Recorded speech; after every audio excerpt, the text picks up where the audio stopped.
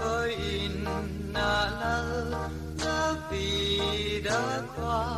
Bethlehem daya chuan kan chan dam tu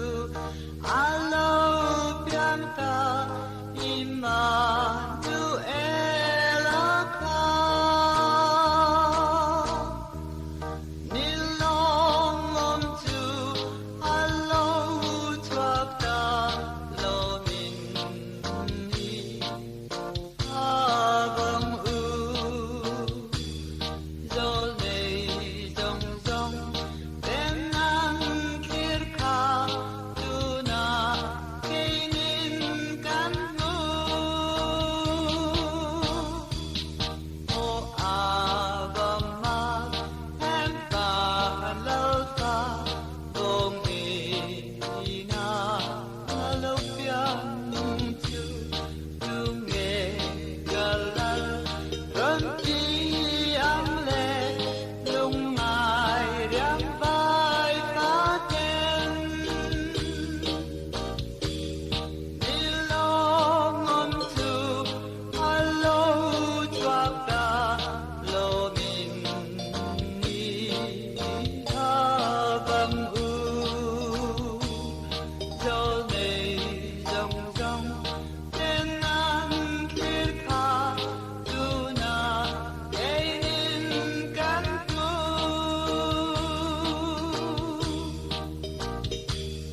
Gana vera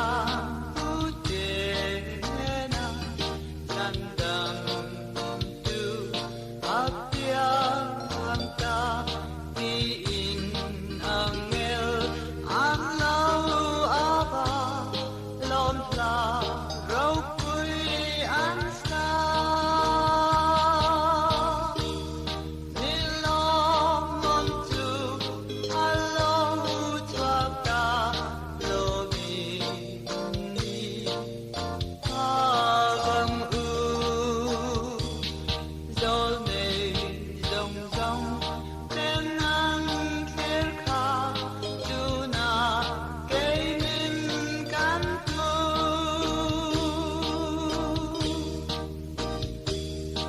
Asya apya tu lo kalin ban lo pa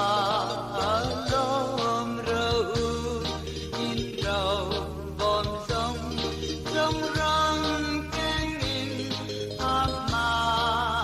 hong ro Nilong om tu alo tuak ta lo min ni abang u dol nei dong dong ten ang kir ka tu na keinin kan tu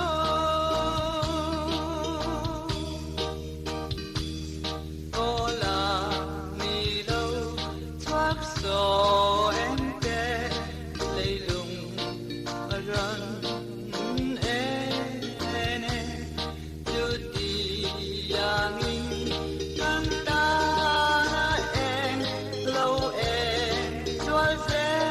roste Nilong om tu alo tuak ta lo min ni abang u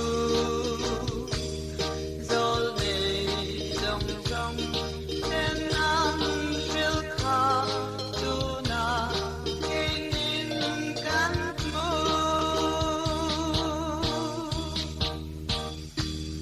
Vanar si em rau pui tap chuan thak lam ma ami ting te a chua ya pian